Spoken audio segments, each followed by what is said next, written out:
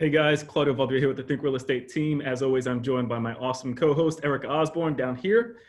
Today, we have Cameron Rockwell that we're going to be interviewing. As you can tell from his baby face, he is a brand new real estate investor. Not really. He's been in the business for the last 2 years, but he got in super young and has learned a ton from a previous guest that we had on our show, Joshua Benjamins. He's actually one of his mentees.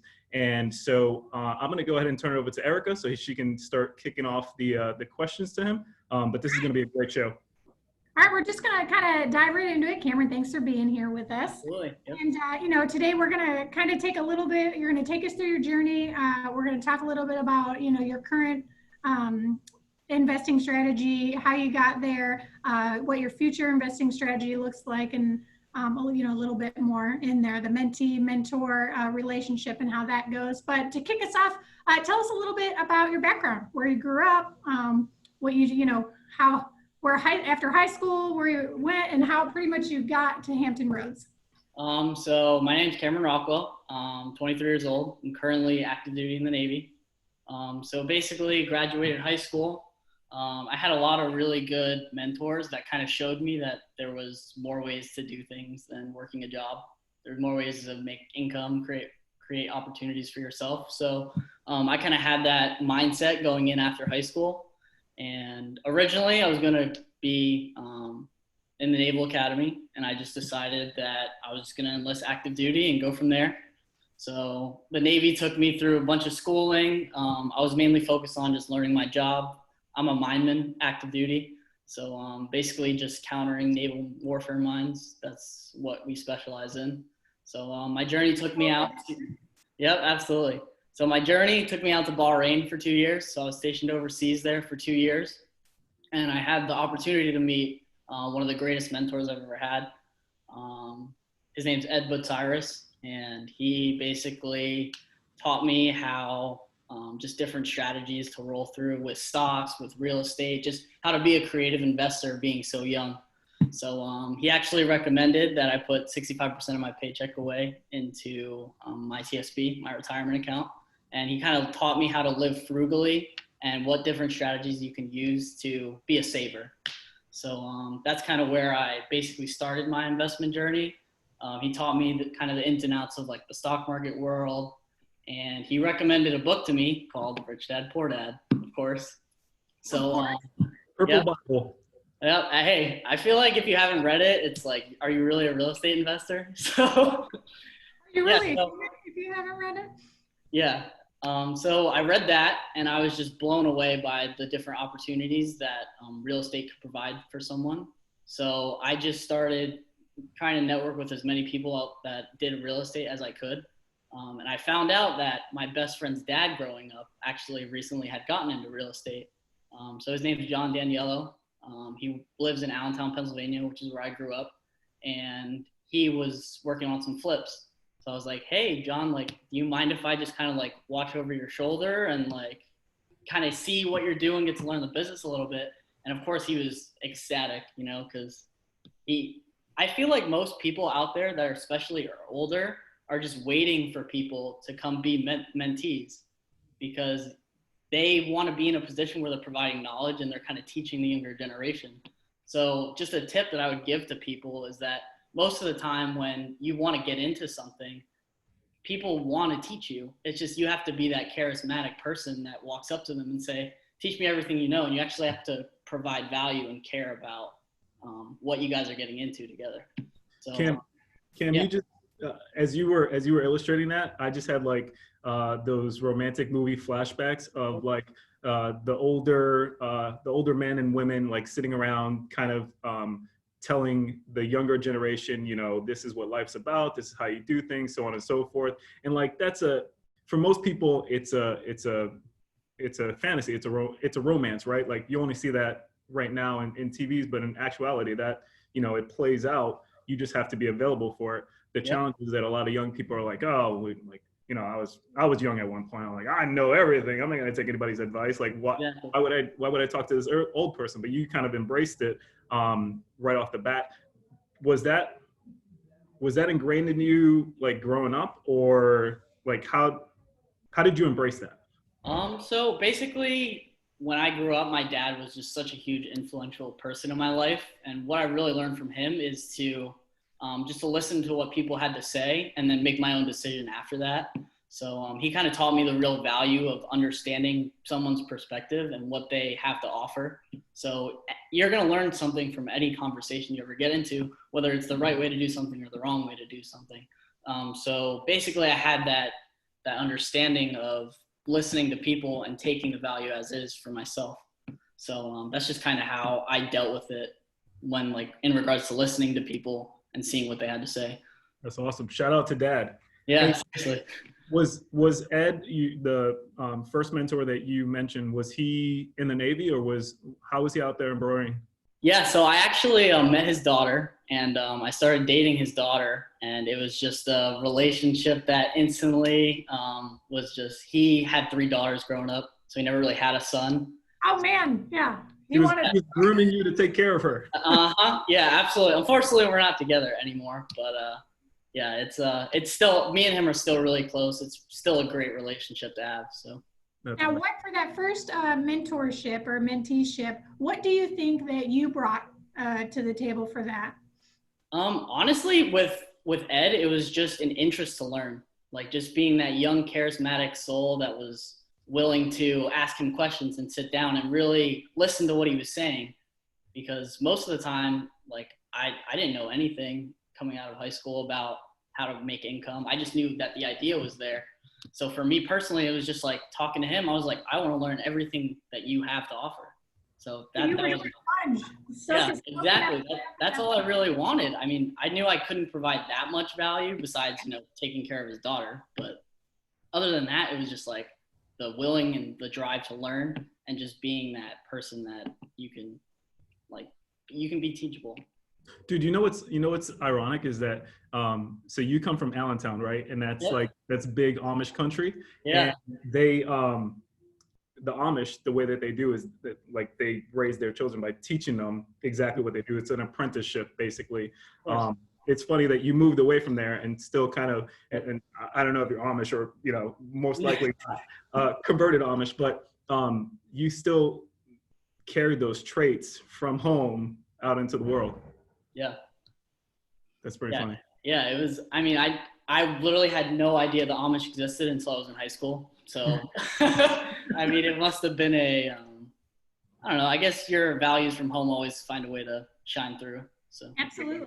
Now, when you go back into, so now you're talking to your buddy's dad back in Allentown, right? Yep. So now this is kind of your second, mentor-mentee relationship.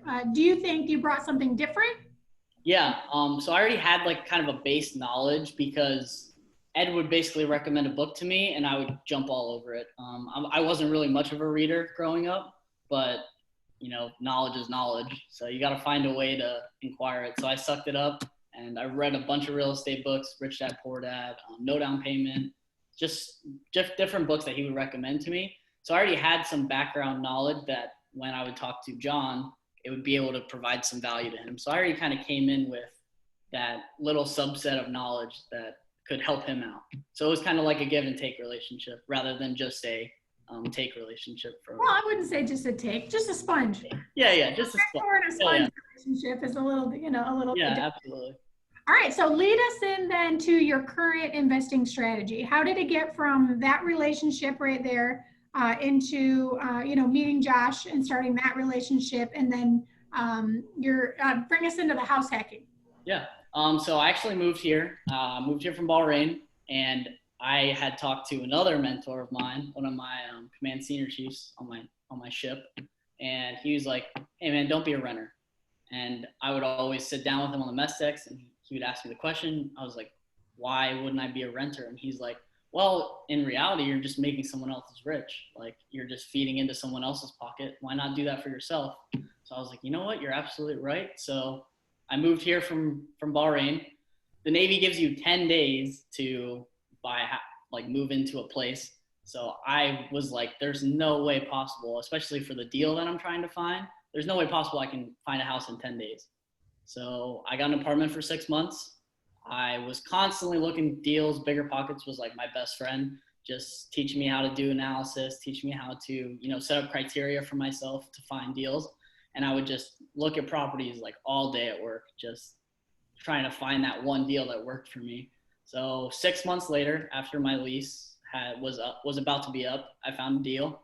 And I was just like, all right, this is it. Like, I'm just going to jump in and do it. So I used my VA loan, which is great benefit, but got a 0 down loan, and I purchased my first property.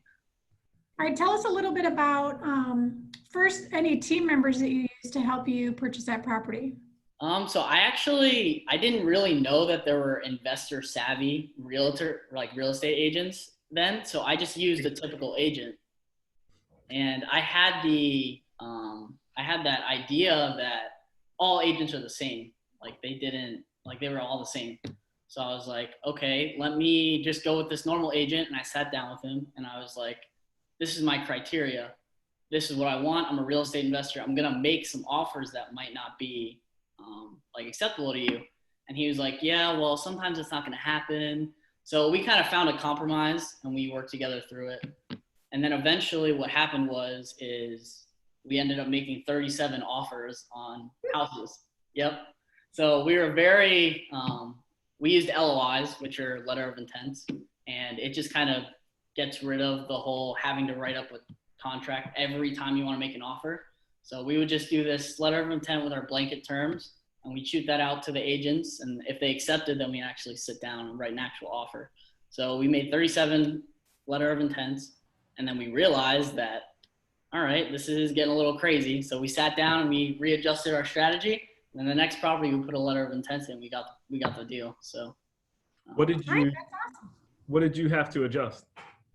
Just basically the way that we were approaching the agents. So we were approaching the agents based on me being an investor instead of me being a first-time home buyer trying to buy a house. So like when people hear the word real estate investor, unfortunately, they just believe that you're just trying to get a house cheaper. So what we ended up doing is instead of just going in saying that we're real estate investors, I was literally purchasing my first home. Mm-hmm. So it was just kind of getting rid of that investor term and being like, this is my first home. Like, I'm a veteran. I'm trying to buy a home. And that's what did it for me. So the offering criteria was still the same? Yep, absolutely. What was that criteria? What were you looking for? So we were looking for a property that was 10% return on investment the first year that we had it. Okay. Yep. And it was the same thing. 10% return on investment, yep. VA loan. Your investment's very small. So yeah. I assume, it didn't take a whole lot. Absolutely. That criteria, right? No, absolutely. It wasn't a lot, and I wanted to cash flow at least 300. All right. So where did and you knew that you were going to be house hacking. Where did you learn about the house hacking concept? So actually Brandon Turner's book, it's Real Estate Investing with No and Low Money Down. That was probably one of the most helpful books to kind of shift my strategy into what it is today. So I learned about house hacking and kind of the basic, whenever I think of house hacking first, I think of buying a multifamily property and just living in one of the units. But then I kind of had that mentality shift when I looked at the multifamily market here in the Hampton Roads area, and I realized that it was very small and a lot of them were really overpriced. So I realized that you can still house hack a single family home and just rent out by room. So what I do when I was looking for that analysis is I would do an analysis based on me not house hacking it, and then I do an analysis based on me house hacking it, because you're going to make more money renting it out by room, but it's a little more work. It's a little more, you're just like Josh said in his last interview, you're dealing a little more with like tenant relations and stuff like that. So for me, I just wanted to make sure I had multiple exit strategies to the point where I could rent it out to a family or I could rent it out by room with me living there. So I'm sorry, did I miss it? What did you end up getting? Did you get a single family house? Yep. Sorry. So I ended up getting a single family home. And then I already had a roommate picked out as soon as I moved in. And it's a 3-bed, 2.5 bath. So it took me a while to kind of get the whole landlording thing of like how to manage your own property. But for me, it was so beneficial because it taught me how to be a live-in landlord. And that's, to me, I think it's a lot easier than trying to manage a property right off the bat by yourself. Good, it's definitely good practice. Can you Yeah. tell us a little bit about the numbers on that? So like Sure. how much you bought the house for, what you're currently renting each room for, and kind of your cash flow at the end of the Yeah, absolutely. So my first house, this is the house right now. I bought it for 155,000. It appraised for 165, so it's a little shabby on equity, but it was a turnkey property, so I understood that. And then I stayed in the master, but I wouldn't recommend that. But I stayed in the master. Why wouldn't you recommend that? Just because you can put more money on the table if you just suck it up and live in the smaller room and share a bathroom. But so I rent the smaller room out for 600, and then the medium-sized room I rent out for 700. So it was about 1,300 for both rooms rented out, and they both shared a bathroom. So my mortgage was only 938. So I was basically living for 110% of my expenses. Of course, I paid for all the utilities and all the Wi-Fi. It's just a flat rate. But yeah, it just makes it a lot easier for tenants to move into a place and not have to worry about any utilities or whatnot. So Cam, you're pulling roughly $300 right now? Yep. So my cash flow right now is actually $300 without the mortgage. So when I already did the analysis for when I'm moving into this new property, my rental income is expected to be $2,025. I'm expected to cash flow about $418 based on the report. So what about your BAH? How does that work? So my BAH I still get the BAH check. It just all goes into my investing account basically. So it's $300 in cash flow. Yeah. And your BAH coming in, right? Yep. So when you're analyzing this, and you can't do it on every house because it has to be the house that you live in, right? Of course, but yeah. When you go into to analyzing this particular property, yeah. Are you taking the BAH plus the $300 and saying, well, this is technically my cash flow? Because if I wasn't doing this, that BAH would be going towards a house. Yeah, you're right. So what I do personally is I just take my BAH and I just add it as my personal income of what I would be paying if I was in the Navy. Mm-hmm. So since I only cash flow the $300 from the two rental incomes, I literally I don't use my BAH and I just pocket that. I mean, in reality, you got a raise. Yeah, exactly. That's exactly the way I think of it anyway. So everybody, or I shouldn't generalize, many people are tied to the idea, and you and I had talked about this when we met, about it having to be a small multifamily because that might appear sexier. Yes. Right, than a single family home. But here you are, cash flowing over your living expenses and pocketing your entire BAH, when right now, currently in Hampton Roads, most of the small multis, and Claudia, I don't know if you have the same experience when you're analyzing them, most of them, all you're doing, you're decreasing your living expenses, but you are not cash flowing. Yep. You're still paying, some to sit in there, but you have this sexy multifamily that you now own. Yep. But in reality, it's the end goal, right? It's that cash flow, that you need to be thinking more about. And so that's what I love about your strategies. You're like, this is how I'm making money. This is how I'm going to do it. This is the deal. And so right now, okay, you had your first house hack, and you're going to be replacing yourself. Yep. So tell us a little bit about kind of the criteria of, first, how long have you owned this first house and been living? 1 year. Yep. I bought it April of last year, which is the requirement for a VA loan.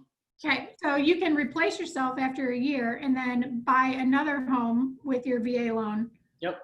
And do it again. And that's a way to replicate. Absolutely.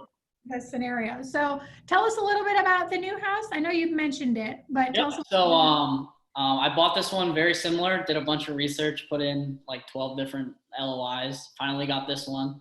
The purchase price is $160. So my analysis based on renting it out for a single family, I cash flow about $58 a month, but that's just, no money down, 0%. So for the area here, I don't know if you're familiar with the 2% rule, but it's about a 0.85% of the total purchase price. So the rental income is. So for that area, that's actually a really good number for me, 0.85.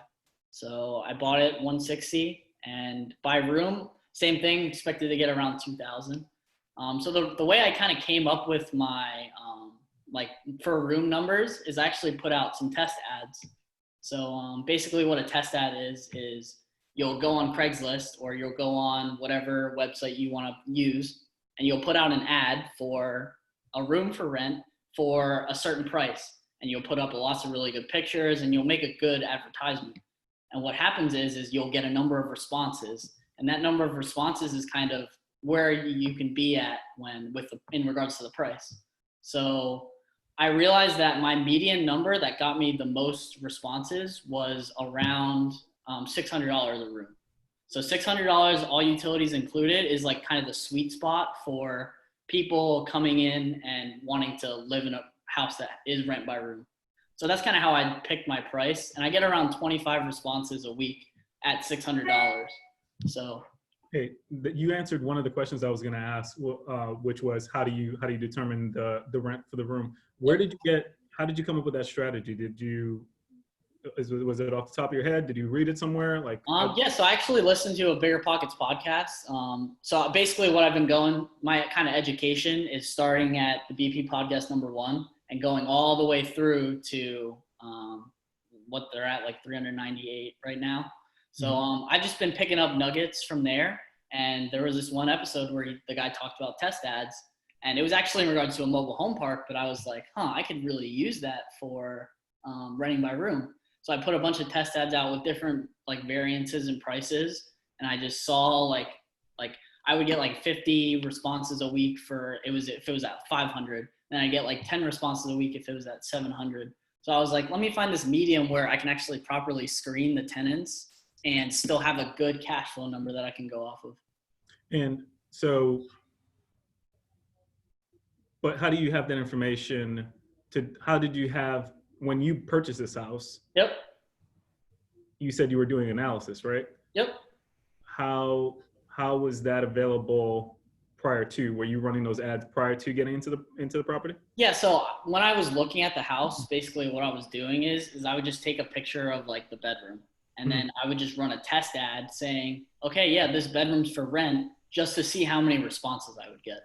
So just to kind of determine where the thing is at. Yeah. Genius, man. Here you are advertising somebody else's bedroom because you're I mean, the house was vacant. I let the seller know and everything. Oh, I'm just kidding. Yeah. No, that's a great thinking idea for sure. Yeah. All right, so how has it been with how do you manage your tenants, your so-called, room renters? What are your processes in place, and what did you do to kind of set that up so that it was like professionally ran separate? Yeah, absolutely. So I actually use a property management software. It's called Cozy. It's free for anyone that uses it. So basically, just create detailed listings. I require credit checks, require like criminal backgrounds and all that stuff. So kind of the consensus that I got when I talked to other people that were house hacking was for rent by room is kind of a place for people that have been evicted, a place for people that don't have the best credit or something like that. But in this area, since there's such a high military presence, there's actually a lot of people that just want to come down here and save money, where they don't want to pay for a full apartment by themselves. So I actually found that a majority of the people that were applying for these places are actually in really good financial standing.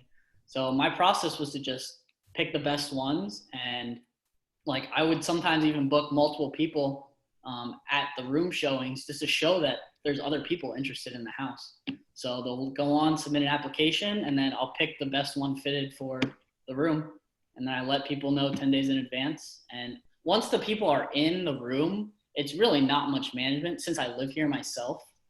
Basically anything that needs to get fixed, it's a text message saying, hey, can you fix this? And I'm like, all right, cool, I'm on it. I'm right there. I basically cut all the grass myself. I manage all the utilities. So it's really just working with them and seeing if they need anything. And if they don't, then, I mean, I'm literally like right down the hall. So each tenant has their own lease, correct? Absolutely, yep. How did you come about that lease? So in the beginning, I actually used, if you're a Bigger Pockets Pro member, you actually have access to different leases. So I basically took one of those leases, modified it to my own things, and then I sat down with my lawyer just to make sure that everything was, up to code and I was not violating any laws in Virginia. So basically when I sit down with a lawyer, I think of it as, all right, I may pay this guy $100 an hour to look over my stuff, but that's going to save me how much in lawsuits going down the line. So I think it's so worth it to just all your forms, all your documents, just have a lawyer check over. the folks that you're house hacking with right now, are they both military as well? Nope, actually, so one girl actually works for a real estate law firm, and she came down here and she just got a job as a paralegal. So she was just looking for an opportunity to save some money and just kind of live below her means. So this was a good. That's a good person to have as a roommate. Yep, exactly. Real estate law. Yeah, exactly. Take a look at this for me. That's awesome. Can we deep dive into the nitty gritty of doing a house hack, right? Like, you're living with somebody else. Like, you're not separated by a wall. Well, you are separated by walls, but you're not separated by a building, right? So like, you walk out to go make your breakfast. There's this person, maybe they owe you some rent. Maybe they don't, maybe they're a slob, maybe they're not, you know. Let's get into the intricacies of that and what that looks like, because I think for me, that would be my holdup for house hacking. Like, Of course. when it comes to cleanliness, like, dude, like, no way. Yeah. That would be written into the lease. If there's dirty socks on the floor, like, you're out. Like, Yeah, absolutely. So basically, when I give people a walkthrough, I kind of see what they're more focused on. So like, when you're walking them around the house, like, if they're like, oh, wow, this is like a nice backyard. Like, you can have some parties back here. Like, just kind of like asking them, like, how often do they cook? What kind of things do they cook? Like, do you eat out a lot? Like, just kind of finding that ideal person that you're never going to know how sloppy they are until they move in. Mhm. But, you know, trying to mitigate what they could be as like a potential really unhealthy person to live with is something that I like to do just by, you know, just watching their demeanor as they're walking around the house of like, are they looking at the stuff in the kitchen? Are they going to cook a lot? I like people that cook a lot because, you know, it kind of shows that they're like a healthier, they like to do things for themselves. Mm-hmm. So I'll look for my little preferences that'll determine whether or not I think that's going to be a good fit for the house, and I'll just go from there. When you sat down and you reviewed the lease with your lawyer, you know, the things we're kind of talking about right now are personal preferences because you're renting by the room, but you're also a landlord, so you kind of fall into that why am I losing my train of thought? Discrimination. Like, you're teetering on that line, right? Who lost him for a second? Erica. Yeah. What's the thing I'm looking for? It's the fair housing laws, right? Housing. Thank you. Yes. Yeah. So I mean, I don't really. Basically, what happens is when I look at someone's application, I don't see any of their like racial group or like anything like that. So like, cooking isn't if you cook or not is not a protected class. Yeah. Cleanliness. So basically, I just what happens is when they walk through the home, like if they seem like they'd be a slob, I just kind of say, hey man, I don't think it's going to be a good fit. But like, you really don't know. Like, when you meet someone face to face, you can kind of tell how they uphold themselves. So I don't really like to consider like how someone upholds themselves as a form of discrimination. Just because. No, it's not. I mean, it's not. Yeah. It's your personal residence. I mean, you're allowed to pick your roommate, and that's kind of. So you've done it for a year right now. Yep. Are you batting 1,000? Like, what is that? So I've actually been pretty good with it. I actually do some consulting work for 3 other clients that I have. So basically what I do is I'll teach them how to be their own primary residence property manager. So the 3 clients I have were just all people that I've met in the Navy. Mm-hmm. And I literally just sit down with them. I make them a cozy account. We'll do like a weekly meetup just to see like what their process is for screening tenants and if they have any other questions. So it's kind of like an educational platform where people can learn how to buy their own houses, and I kind of help them manage it. So even with the 3 units that I've already filled for those houses, we're batting 1,000 as of right now, just because we get such a high influx of tenants that want to live in these houses, which is totally unexpected. What I believe most people wouldn't think that a lot of people want to rent by room, but there's actually a huge market for it here. Yeah, I did it when I moved to Orlando, when I moved down just by myself. So way to meet people as well that you don't know, if you go to an area that you don't know anyone. Mm-hmm. Yeah, so we've been able to fill those rooms with really highly qualified tenants that they just want to save money. So. Dude, I don't want to breeze over what you just said because it's pretty impressive. So you learned how to do the business, right? You got a mentor, you soaked up everything that they taught you. You went out and did the business, said, hey, this is a strategy I'm going to go ahead and implement. And now you're consulting and showing other people how to do the business. So learn, do, teach, right? And you're 23. Yeah. I mean, it's literally that's whenever I think of someone that's really successful, I think of someone, if you can't teach them how to do it, you shouldn't be doing it in the first place. So for me, teaching people was just that next step that I needed to make sure that I really knew what I was doing and that I was on the right path. So Do you find yourself while you're teaching kind of tweaking your systems and your exactly. process? Yep. It's an everyday learning trend where you can just tweak. If something doesn't work with one client, you can just tweak your system and make it better. So That's All right, awesome. well, that leads us into, all right, that's going to pull us through to what next for you? What are you currently working on? How did you and Josh kind of cross paths? And kind of tell us a little bit about, which I believe is we're headed into hard money, discussing hard money. yeah, absolutely. Or tell us a little bit about that journey and how you got there to here to what is next with that. Yeah, so I was actually living in Virginia Beach, and Ed, my original mentor, he reached out to me, and he actually met Josh. I think they served together somewhere, or they just networked somewhere.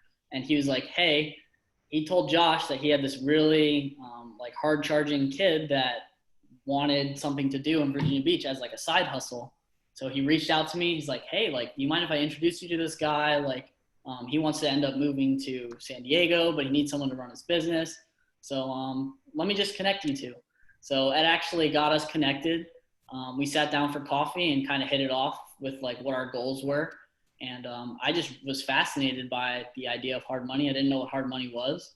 And as soon as I sat down with him, I was like, all right, I want to learn everything I can about hard money. So I read a bunch of books about it. I actually called some hard money lenders that I met on Bigger Pockets and just kind of got a little small rundown of like kind of how the business works. And yeah, we've been doing business ever since. He sends me all the deal summary sheets that we get, and I'll just basically evaluate if it's going to be a good deal or not for the flipper. And then but what's nice about it is he already has such a great system in place to the point where it's so easy for someone to come in and learn that system. So just him showing me his system so that way he can duplicate himself while he goes somewhere else it was fascinating because it's so easy to do that. And what's cool about hard money is that you can take the system in place that you have with hard money. You can go anywhere in the United States, you can go anywhere in the world. You still use that same system and you're still going to have some of the very similar results. So it's not like a real estate market where you have to evaluate like different aspects of each market.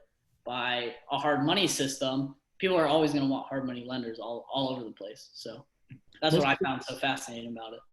Most people that are watching this know what a hard money lender is and they know what role they play in the real estate world. But for somebody that's, stumbling onto this or, somebody that you're sending this video out to, can you explain what hard money is? Yeah, absolutely. So hard money is just another tool that a real estate investor can use. And basically what it is you're using somebody else's money to fund. It's most commonly used for a flip or a BRRRR deal. So basically what will happen is a house flipper will find a deal that they think they can profit on. And the way they do that is they take the purchase price of the home plus the repair budgets, and then they have what's called an ARV. So it's called the after repair value. So you'll have your after repair value, your purchase price, and your repair budget. And basically what happens is you'll take your purchase price plus your rehab budget, and that should be at least 65% of that after repair value. So that's kind of how you estimate whether or not it's going to be a good deal. So the flipper will go through, they'll get a house under contract with the numbers that work, and then they'll come to us and we'll say, hey, I need a loan for the purchase price and the rehab amount.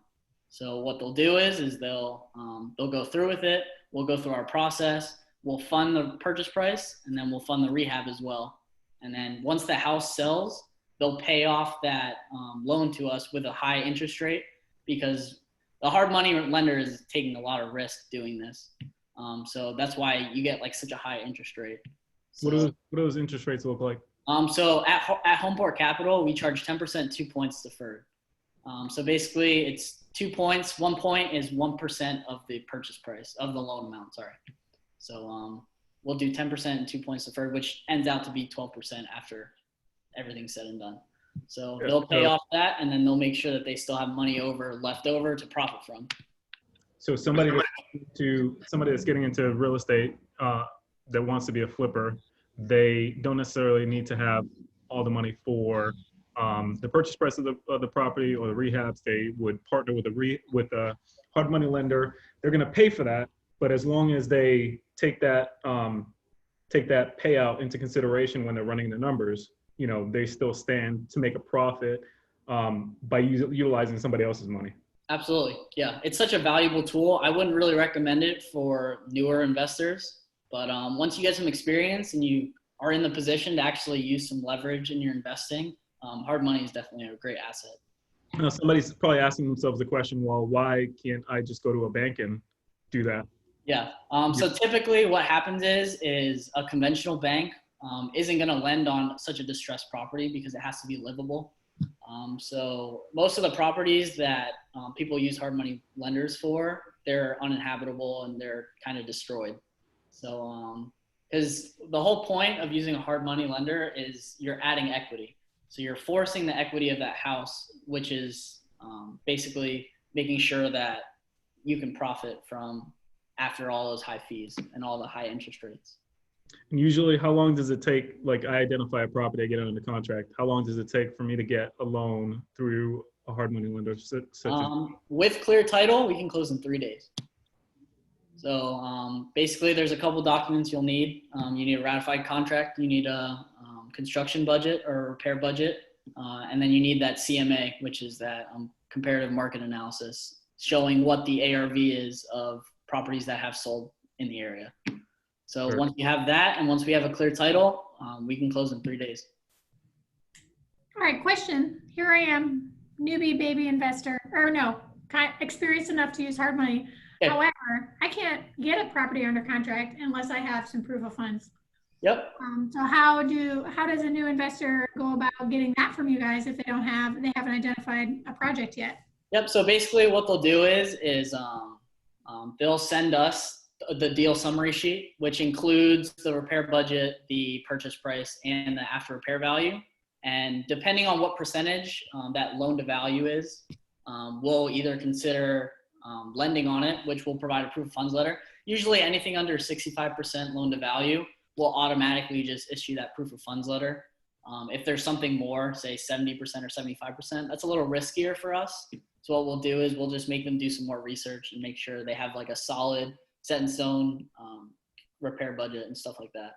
So it all depends on the relationship too. Like if you're an experienced investor, or you're an experienced flipper who's done maybe 5 to 10 flips this year, then we're going to be a little more lenient than someone who's brand new.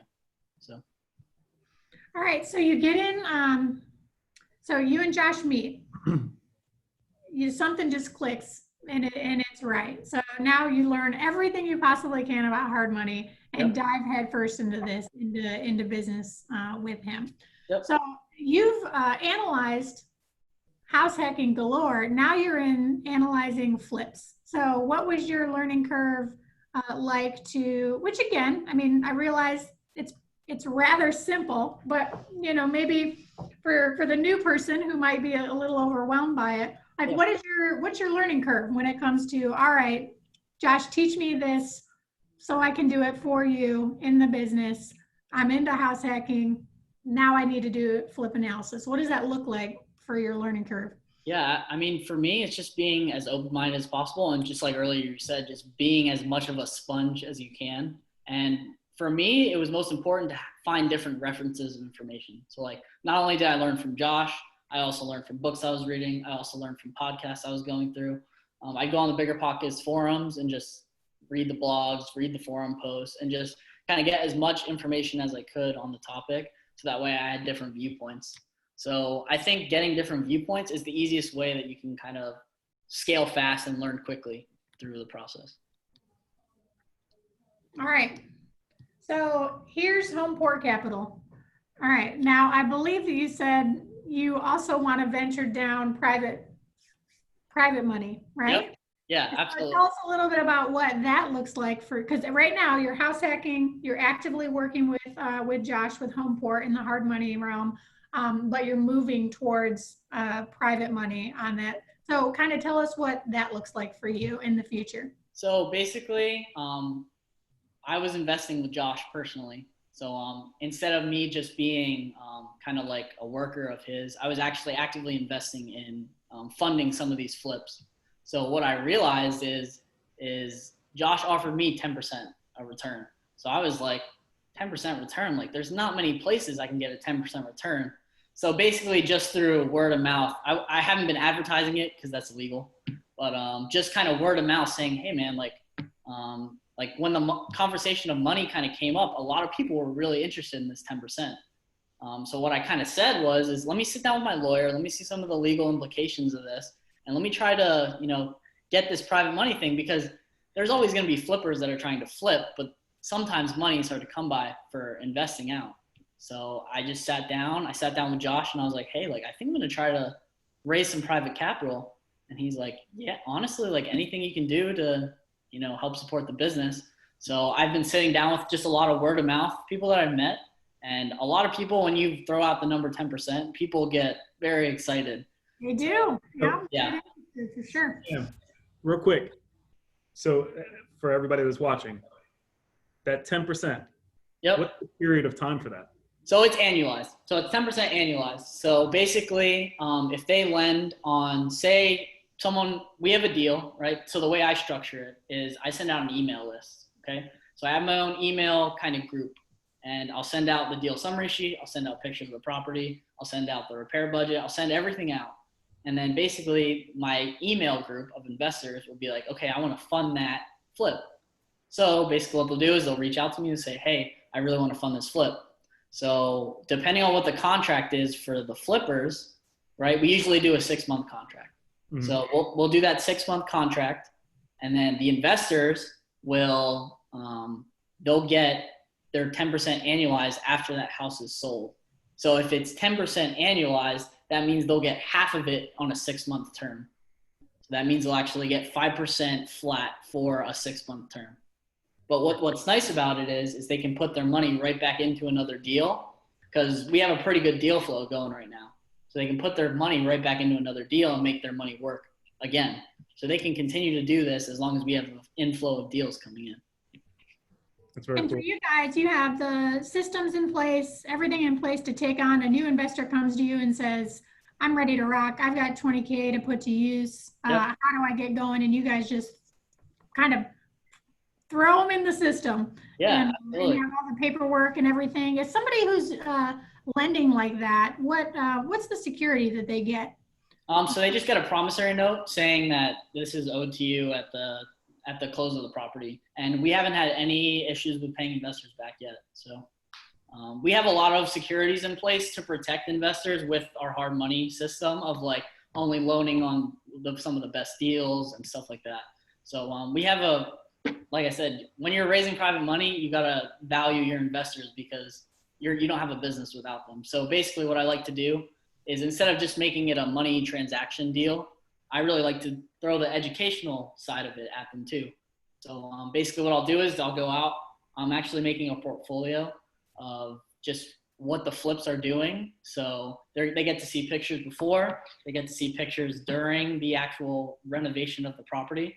And then they get to see a final like walkthrough inspection, and they can physically come out to the property and do a walk around and see what they helped fund. So I'm kind of playing to the more like rejuvenating and like beautifying the neighborhood aspect of it as well. Because when you can say you can go buy an Apple stock and you're like, okay, like, yeah, I own a part of Apple, cool. But what can you do to see an impact of what you're funding? So for me, it was just like, that's awesome. Like I can actually see what my money's doing in the community around me. Like that was the biggest reason that I decided to invest with Josh. And that's kind of what I've been playing off of moving forward. So. Hey, Kim, so you're a sharp dude. You're a sharp individual. You know what you're talking about. Like you have a vision of the business and how you want this thing to run. Most people that have cash, right? That have cash that's readily available to invest. They're older.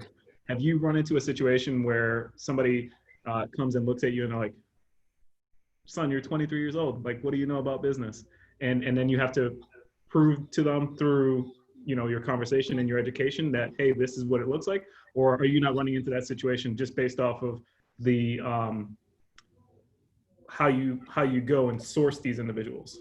So for me, I actually listened to a Bigger Pockets podcast about this because they had a 25-year-old investor who was, they were like, "Don't you ever get like looked down at because you're so young?" And the answer to his question was no, because I'm professional.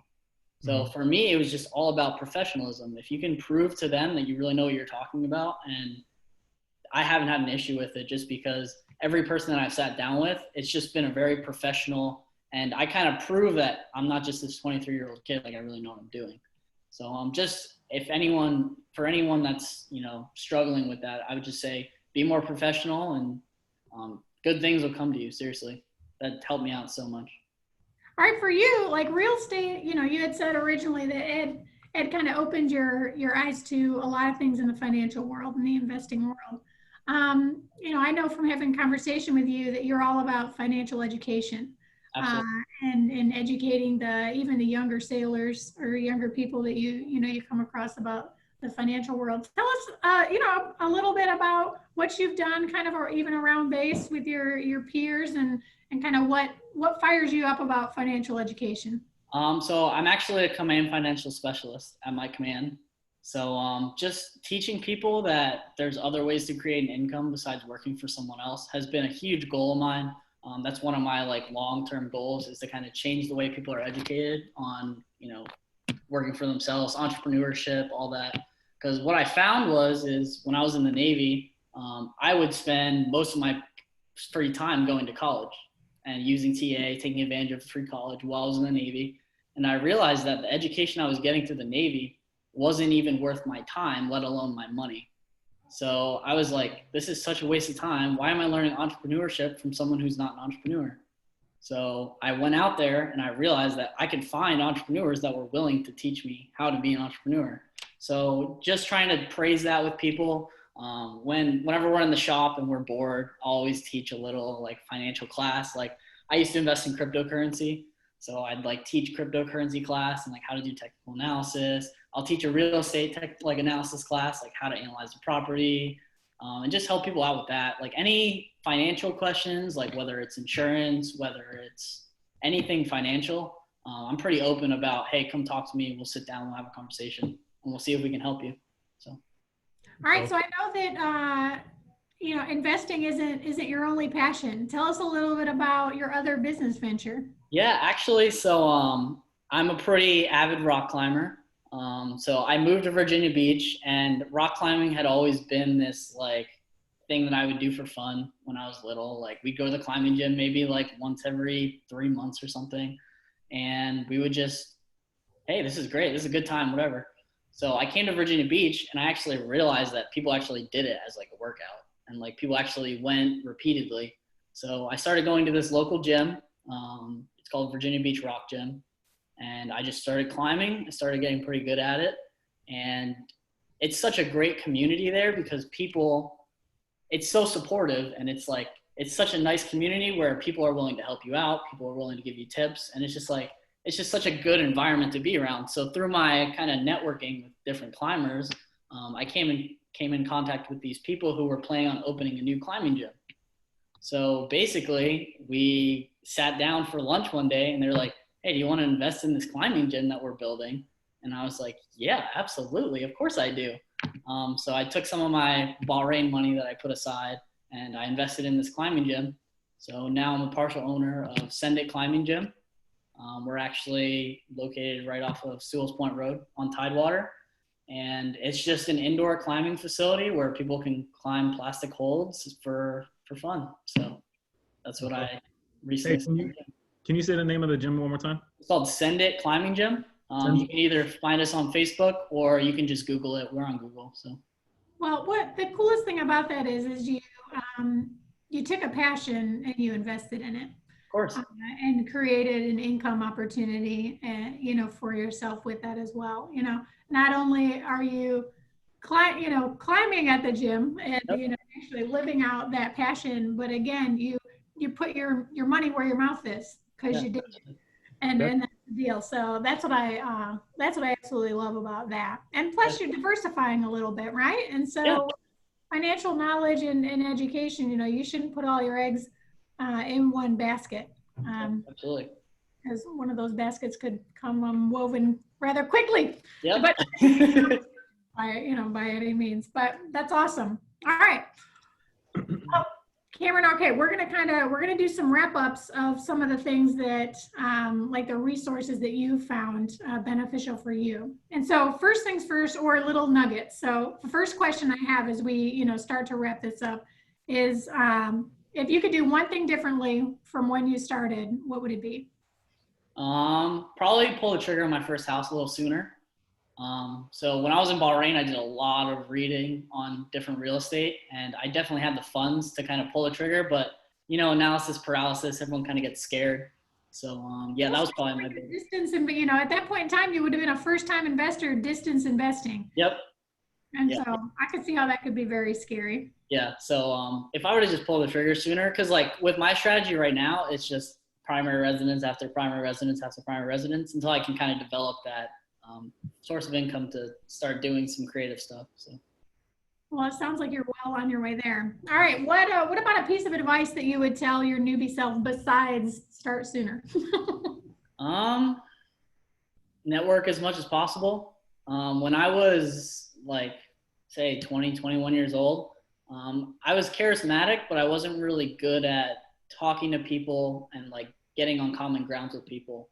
So there's a lot of connections that I kind of burned the bridge on when I could have easily just been like, okay, like just because me and this person don't agree on something doesn't mean we can't like partner up and kind of learn from each other. So that'd probably be my biggest advice. All right. What about a kind of a nugget about being a mentee? Ooh, okay. So my biggest nugget that I always tell people when being a mentee is you have to provide value. So the relationship that you have with a mentee, like my first one, where you're kind of just a sponge, that's not really common nowadays. So when I say provide value, just for example, with my relationship with Josh, my girlfriend's actually an architect. So we're sitting down, we're going to design his logo, we're going to start his website, and just showing common interest in his business is just something that was so critical for me because I just wanted to show the gratitude of him teaching me everything he knew about hard money. And that was just so valuable to me. So I was like, what can I do to help you now? So just kind of paying back what you got from them. That's awesome. Yeah. All right. Let's see here. What about, okay, besides Rich Dad, Poor Dad, what is a book that you'd recommend to the beginning house hacker looking to manage, self-live and manage, and anyone interested in hard money? What's one book for each? Definitely the book on real estate investing with no and low money down by Brandon Turner is definitely one of the, if you need to build a foundation of creative financing, of how to do real estate creatively, that's definitely one of the best books that I could ever recommend for that. So. Awesome. All right. What about hard money? Hard money, raising hard money. Yeah. So actually not really hard money, but Raising Private Capital is a book that I read that was, I forgot who the author is. Is that Matt Fairclough? I think, hold on. I would have to look at it, but yes, I remember Raising Private Capital is the name of the book. So that was very helpful for me and, getting the mindset together. Yep. Oh, for sure. All right. What about podcasts or YouTube channels that you like to watch or listen to? Obviously the Think Real Estate Team's YouTube channel. That's yeah, obviously gotta throw the plug in real quick. Appreciate that. Yeah, other than that, just Bigger Pockets. Bigger Pockets just helped me in more ways than I could even say. So. All right, and last but not least, how can people reach out to you? Through Bigger Pockets, or you can just email me at rockwellrealestatellc@gmail.com, Or come to the gym, right? And Or come to Senate Climbing Gym. I'm there 4 times a week, so maybe you can catch me. Absolutely. All right, Cameron. Well, man, thank you so much for sitting and chatting with us. Yeah, absolutely. It's been a lot of fun. You coming on the deep dive with us, and look forward to spending some more face-to-face time when we can, all be together again in our real estate networking bubbles. Yeah. But, all right. Well, I'm going to let Claudio send us out of here. And thanks again, Cameron. Yep. Thank you. Cameron, thank you, man. You are a rock star, dude. You're going to light this real estate world on fire. For those of you watching, we've had a lot of Navy guys on the show, and I know that there's a litter of you guys, the Army, the Marines. You guys exist in Hampton Roads. Air Force. Remember the Air Force. And the Air Force, yes, sorry. I know you guys are out there. I know that you're investing in real estate. The Navy's not the only group of individuals that are investing in real estate. If you want to be part of the conversation, send us an email, info@thinkreteam.com, info@thinkreteam.com. Thank you guys for watching. If you got value out of this content, go ahead and like, subscribe, and share this so we can get it out to more people, so we can interview awesome individuals like Cam and get the word out. Dude's 23 years old, setting the world on fire. Appreciate you guys watching. Thanks. Have a good one, guys. Thanks, guys. Thanks a lot, Cam.